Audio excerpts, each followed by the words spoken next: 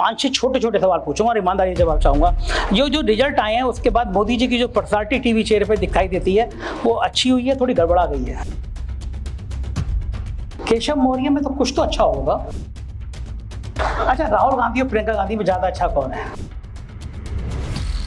मतलब आप मुझसे क्यों नेताओं वाली बात कर रहे हैं? मैं कहाँ से पूछ पाऊंगा आपसे? अच्छा, आपका देश का सबसे आइडियल नेता कौन है? आप राहुल गांधी के साथ इतने पक्के दोस्त हो गए हैं। राहुल गांधी में इस जीत के बाद, नेता प्रतिपक्ष बनने के बाद, क्या आप अंतर देखते हैं उनके बिहेवियर में, उनकी शैली में?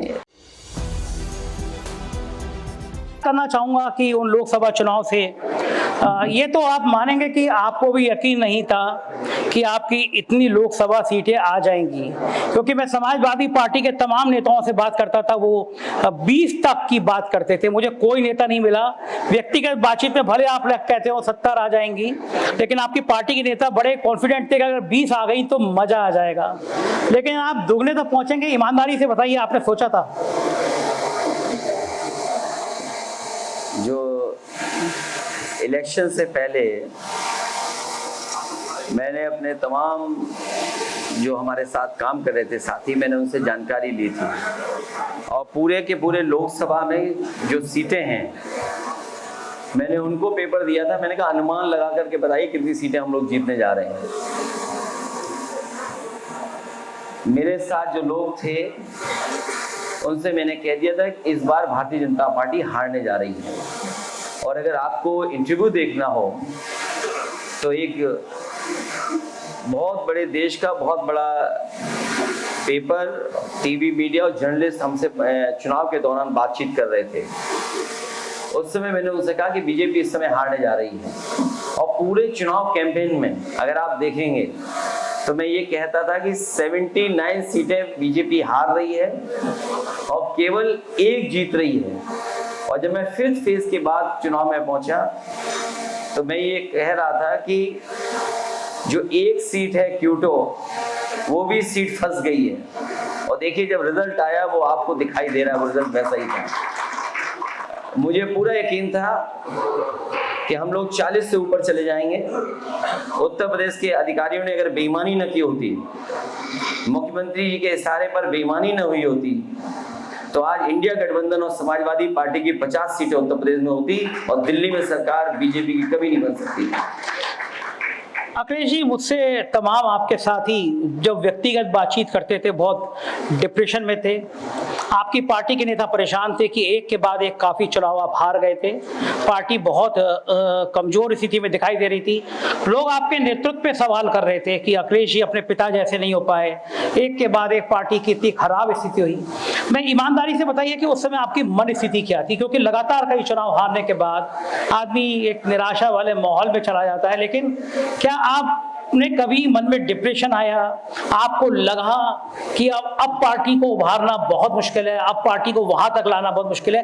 वो जो क्षण थे एक नेता के रूप में, वो क्षण बड़े परेशानी भरे हो सकते हैं कि 1-2 नहीं, कई साल ऐसे गुजर गए जब पार्टी कुछ कर नहीं पा रही थी, एक के बाद एक चुनाव हार रही थी, लोग आपके ऊपर लगातार कटाक्ष कर रहे थे, आपके अपने आप के ऊपर हमला कर रहे थे।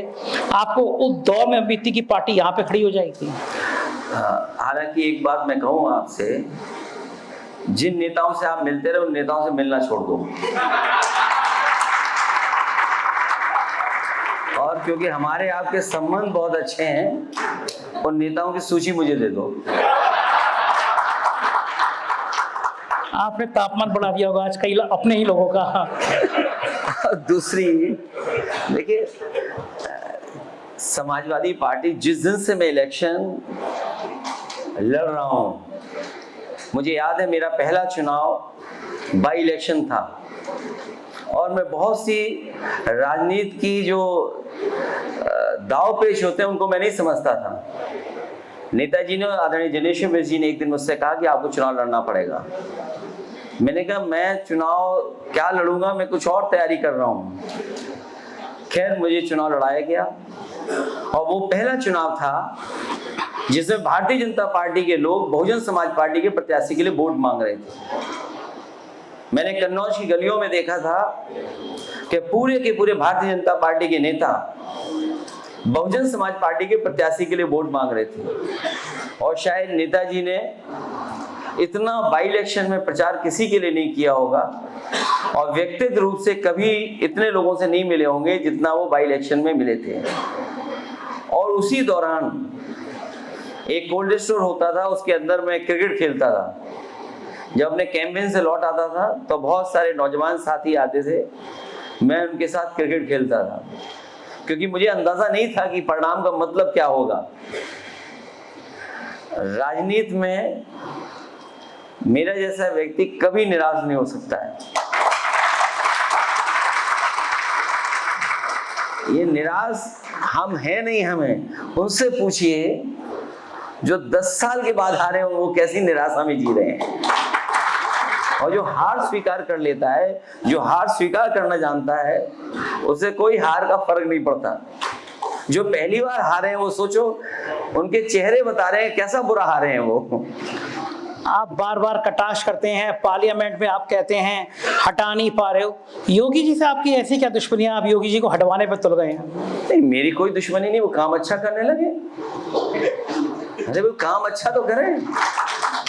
अरे किसने तो रोका है कि काम अच्छा ना करें? जिस दिन वो काम अच्छा करने लगेंगे तो बात अलग हो जाएगी। आप सोचिए, आप दिल्ली की सरकार उनकी, यूपी की सरकार उनकी, इस लखनऊ शहर में कोई अपना काम बड़ा नहीं बता पाएंगे। अब कुछ दिनों में कुछ पूरा हो जाए तो अलग बात है, लेकिन इसी शहर में बताइए क्या काम हुआ है। और हमारे ऐसे मुख्यमंत्री हैं जिन्होंने अभी तक एक भी बिजली का कारखाना नहीं लगाया। न केवल कारखाना लगाया नहीं, बल्कि उसका नाम आज तक नहीं बोला।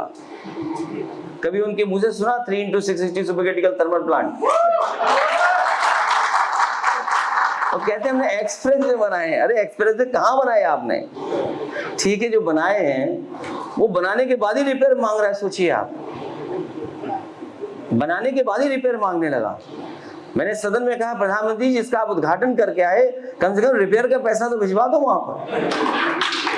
सोचिए, एक्सप्रेस वे रिपेयर हो रहा वहां। और फिर उनका सबसे प्रिय, जिसके बारे में वीडियो और न्यूज में डालना छोड़ दिया सोशल मीडिया पर, उनका प्रिय जानवर सड़क पे दिखाई दे रहा है। और आजकल ट्रैफिक किसके हाथ में है? उनके प्रिय उसी के हाथ में है सब। कहीं चले जाएं आप, और प्रतिदिन लोग, एक मर रहा है व्यक्ति, डेली मर रहा है एक। सोचिए आप, उनकी ऑफिस में उनका खुद अधिकारी, उसकी जान चलेगी। बताओ, प्रधानमंत्री ने मन से कहा कि हम इस समस्या का समाधान कर देंगे। क्या हुआ आज? हकीकत क्या है? और क्या कहते हैं कि हमारे मुख्यमंत्री जी नकल बहुत अच्छी करते हैं। दिल्ली ने अगर कहा कि हम इतने $1 ट्रिलियन की इकोनॉमी बना देंगे, तो उत्तर प्रदेश ने कहा कि हम $1 ट्रिलियन इकोनॉमी बना देंगे। और $1 ट्रिलियन इकोनॉमी का बनने का मतलब क्या है? आपको 30% की ग्रोथ रेट चाहिए आपको। कहा हमने करोड़ों को नौकरी दे दी। नौकरी कहाँ दी बताइए आप? एमओयू कर लिए, कितने लाख करोड़ के, लाखों करोड़ के एमओयू कर लिए, जमीन पे क्या आया? तो ये तमाम सवाल हैं जिनका जवाब सरकार के पास नहीं है, इसीलिए हम उनके खिलाफ खड़े दिखाई दे रहे हैं। अच्छा अखिलेश जी बताइए, नेताओं को बहुत ज़्यादा व्यक्तिगत हमले नहीं करना चाहिए। एक नेता उत्तर प्रदेश में है, पता नहीं आप उनसे इतने मजे को लेते रहते हैं। कभी उनको आप स्टूल मंत्री कह देते हैं, कभी आप उनकी मजाक उड़ा के कह देते हैं पीछे पीछे दौड़ रहे हैं, कभी आप उनके ऊपर। केशव मौर्य आपके कमेंट सुन के थोड़ा तिलमिलाते तो होंगे, लेकिन आपको केशव मौर्य से इतनी क्या दुश्मनी है? आपने उनको चुनाव हरवा दिया, चुनाव हार गए, उनके बेचारे वो डिप्टी सीएम बने हैं, लेकिन मैं देखता हूँ समाजवादी पार्टी के लोग सबसे ज़्यादा हमला जो करते हैं वो केशव मौर्य पे करते हैं। ऐसा क्यों करते हैं आप? नहीं, मैं नहीं करता। वो न्यूज में रहने के लिए वो इस तरह का हमारे खिलाफ बोलते हैं। और वो स्टूल नहीं, स्टूल किट मंत्री हैं, आवाज बहुत आती है उधर से। अच्छा, मैंने तो नहीं कहा कि आप मुख्यमंत्री बनना चाहते हैं, वही तो मुख्यमंत्री बनना चाहते हैं। हमने तो ऑफर दिया उनको, हम भी इंतजार करते रहे कितने दिन ऑफर चलाएं, हमने ऑफर ही समाप्त कर दिया। आपके ऑफर में कुछ आए थे लोग अपना माल बेचने के लिए? नहीं, मैंने तो अपील की है, उनके पास कुछ होता तो हम भी सहयोग करते हैं, लेकिन ऑफर ही खत्म करना पड़ा मुझे। आप रणनीति से सरकार बदलना चाहते हैं उत्तर प्रदेश की, हटाना चाहते हैं? मैं नहीं बदलना चाहता हूँ, जनता बदलना चाहती है। अब वो कहते गरीबी मुक्त। आज मैंने डायलॉग सुना, गरीबी मुक्त। अरे जिस दिन यूपी बीजेपी मुक्त हो जाएगा उसी दिन खुशहाली के रास्ते पे चल देगा। अखिलेश जी एक बिल्कुल आप गोल मत दीजिएगा, सीधा जवाब दीजिएगा, योगी और केशव मौर्य में ज्यादा बेहतर नेता कौन है? दोनों ही खराब हैं। ज्यादा खराब कौन है? क्या चीज? ज्यादा खराब कौन है? ये मत पूछिए, जो लोग मिलते होंगे वो बता सकते हैं ज्यादा खराब कौन है। क्या भारतीय जनता पार्टी के कुछ विधायक आपके संपर्क में हैं? इसकी बहुत चर्चा है। मेरे संपर्क में कोई बीजेपी का विधायक नहीं है, लेकिन सभी विधायक दुखी हैं बीजेपी सरकार से। अखिलेश जी एक आपकी पार्टी के लिए कहा गया कि यह सिर्फ पिछड़ों की पार्टी है, ये सिर्फ मुस्लिमों की पार्टी है, और बहुत लंबे समय तक किया गया, लेकिन ये आपका हृदय ब्राह्मणों की तरफ क्या झुकने लगा? माता प्रसाद पांडे जी की ताजपोशी, अब ये नई रणनीति है ब्राह्मणों को भी अपनी तरफ जोड़ने की? नहीं, ब्राह्मण समझ नहीं पाए, पीडीए में वो भी थे। जिस दिन मुझसे पीडीए पे सवाल किया गया था, मैंने कहा पीडीए ये बड़ा नारा है, इसमें सबके साथ सबको जोड़ने का प्रयास है।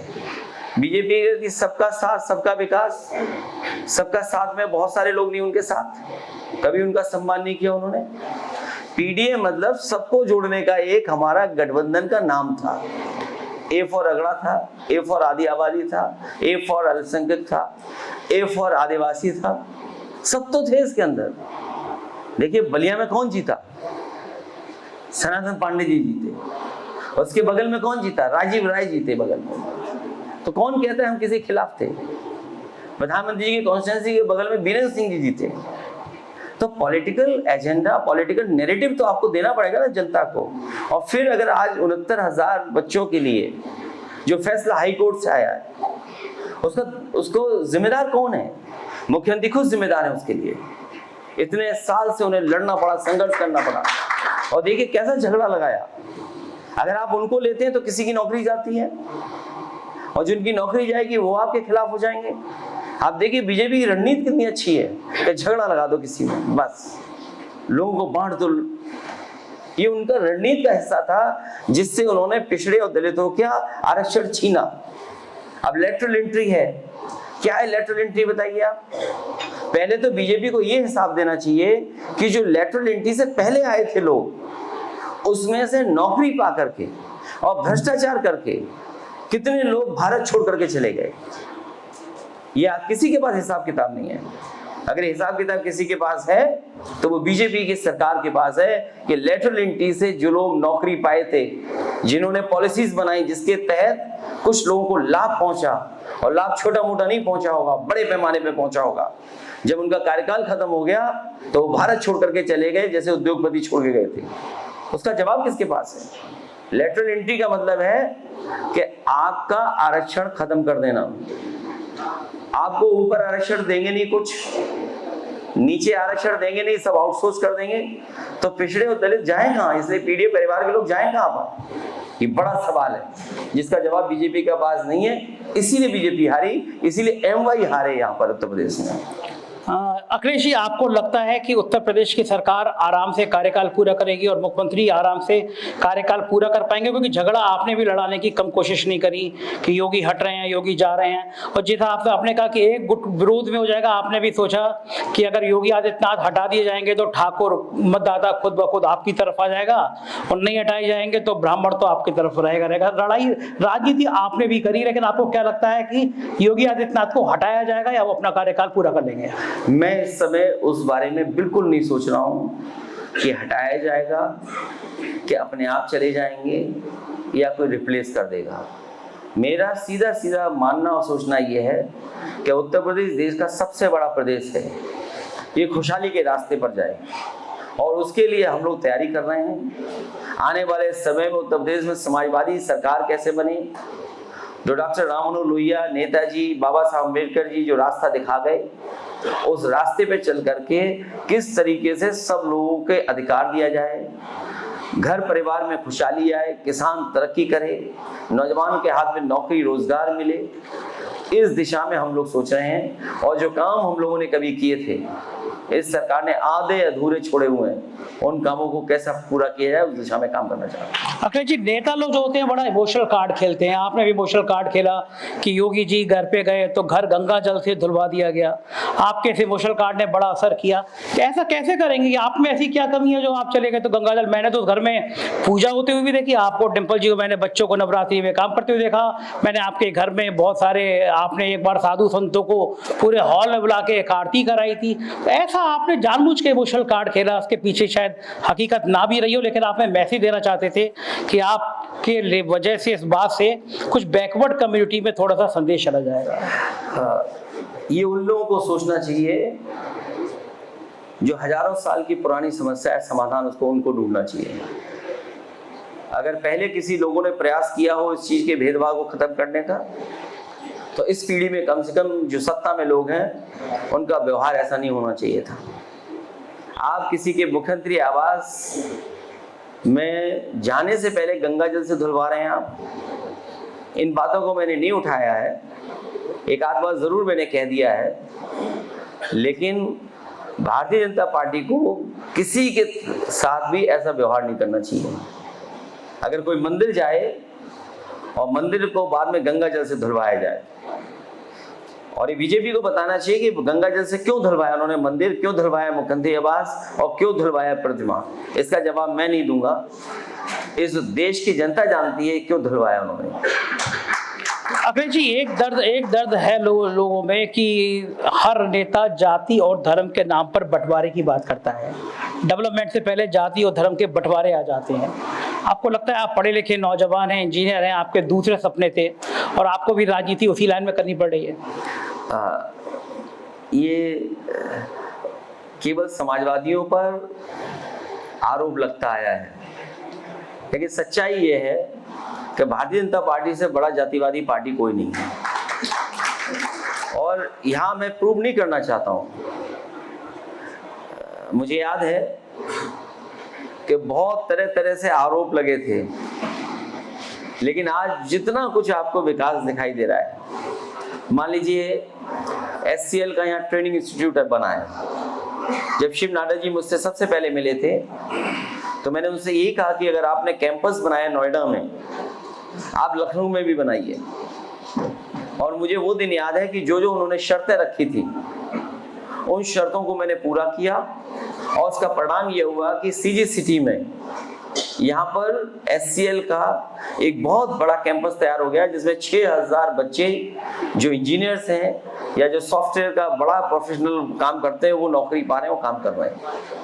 केवल यही नहीं, और तमाम विकास के जो काम किए, कहीं भेदभाव नहीं दिखाई दिया होगा, किसी भी योजना में भेदभाव नहीं था। लेकिन हम लोगों पे आरोप क्या लगता था कि हम जातिवादी लोग हैं। आप सोचिए IAS कितने होंगे हमारे, या IPS कितने होंगे।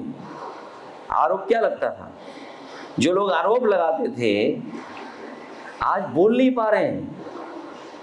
सोचिए हमारी सरकार में जो आज व्यवस्था अगर होती तो कितना आरोप हम लोगों को आरोप का सामना करना पड़ता, मुख्यमंत्री जी से लेकर के नीचे तक।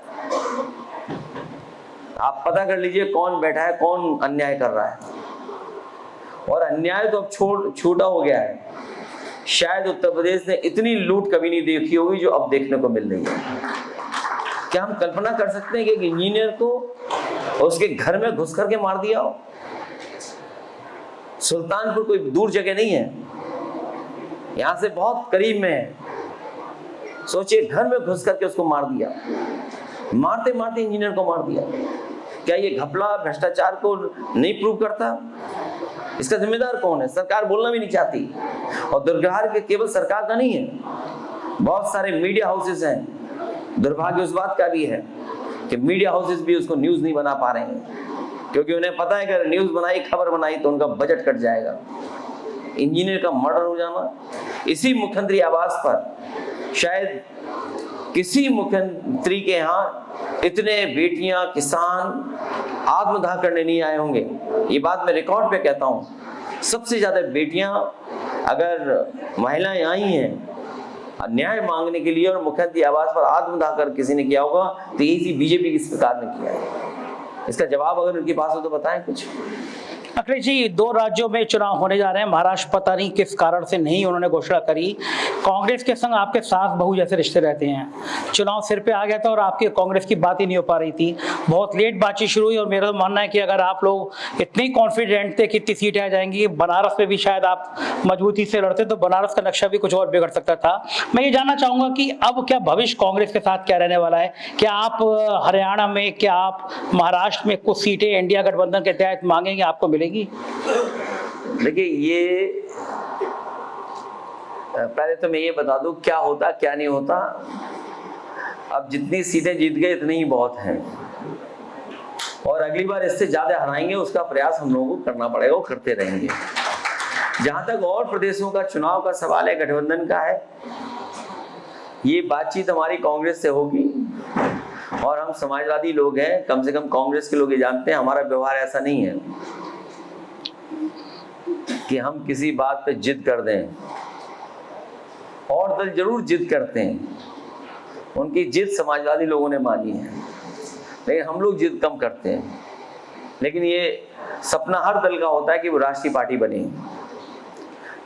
आने वाले समय में समाजवादी पार्टी राष्ट्रीय पार्टी कैसे बने उस दिशा में काम जरूर करेगी। अच्छा, आपको लगता है कभी आपके इतने करीबी नहीं एक लोकसभा चुनाव में मैडम मायावती जी, अब वो 0 पे आपने ला दिया तो आप कुछ थोड़ा सा उनको कैसा लगता होगा आपको देख के? मैं नहीं लाया हूँ 0 पे उन्हें, उनके अपने फैसले उन्हें 0 पे ले आए, और जितना वो करीब बीजेपी के जाएंगे उतना और 0 हो जाएंगे। आप लोगों का दुष्प्रचार है, मतलब क्यों वो बीजेपी के खिलाफ? हमारा कोई दुष्प्रचार नहीं है।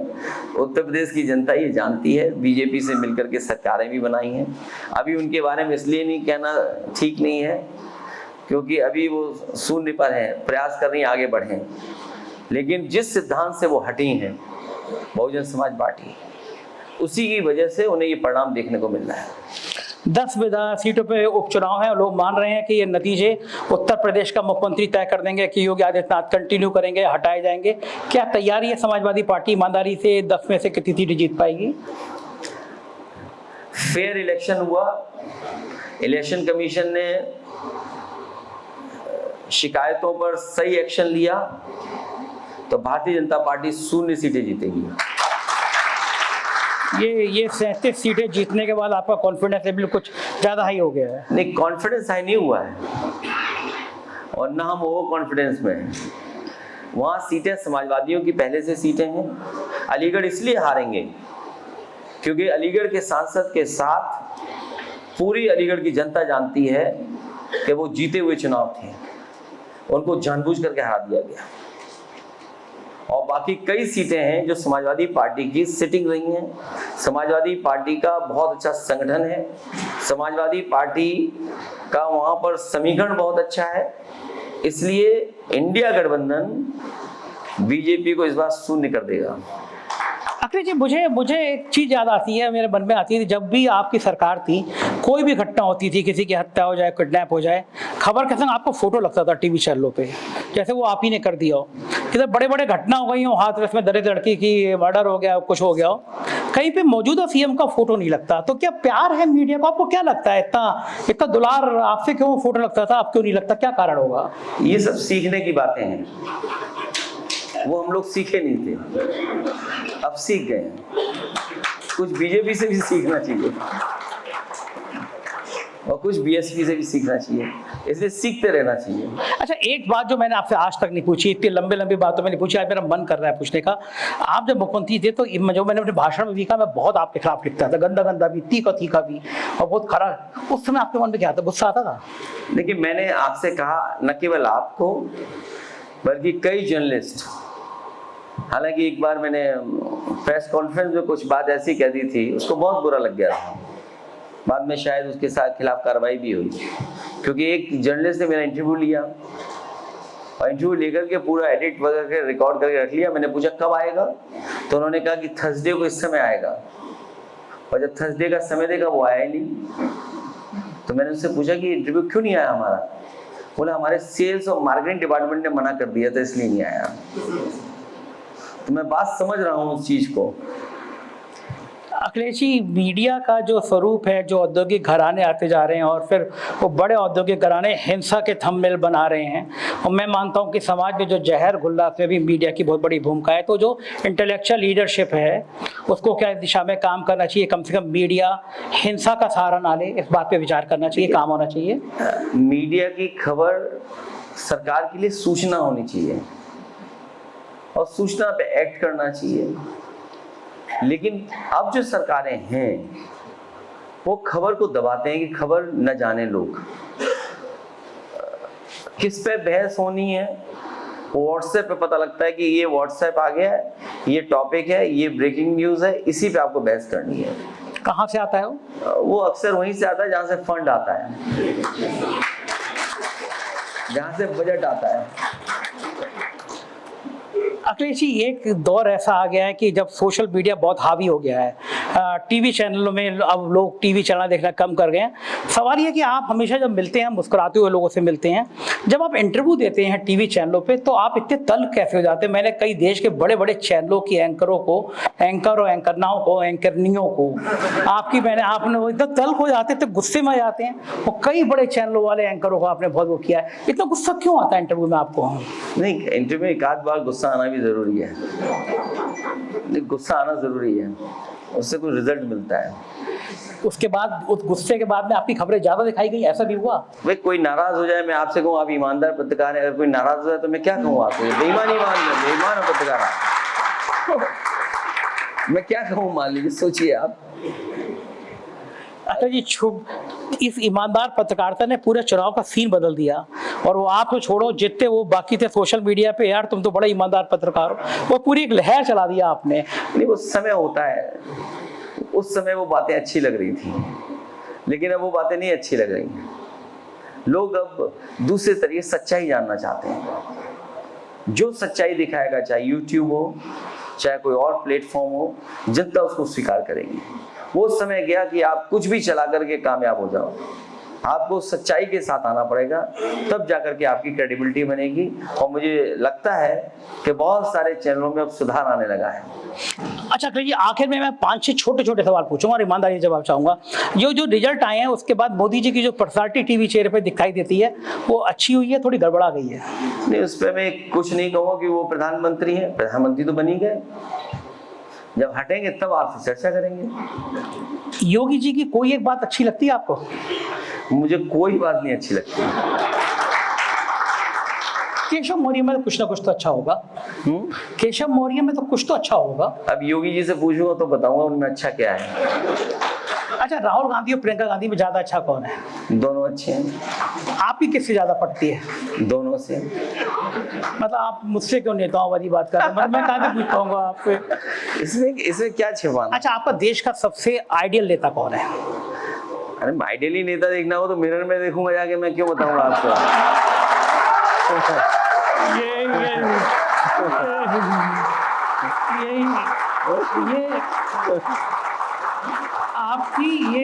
आपकी ये जो क्विक हाजिर जवाबी है, इसका डेमो हमने देखा था पार्लियामेंट में, जब अनुराग ठाकुर जी ने राहुल गांधी से जाति की बात कही और आपको एकदम गुस्सा आया। पूरी कांग्रेस जब तक संभलती कि समझाती कि क्या बोलना है, तब तक तो अपने कांग्रेस से हाथ से बाजी छीन ली और पूरे देश में आप छा गए उस गुस्से के साथ कि तुमने जाति कैसे पूछी। आप राहुल गांधी के साथ इतने पक्के दोस्त हो गए हम? नहीं, बीजेपी को किसी भी नेता की जाति नहीं पूछनी चाहिए था, और कम से कम लीडर ऑपोजिशन के बारे में इस तरह का व्यवहार उनका नहीं होना चाहिए था।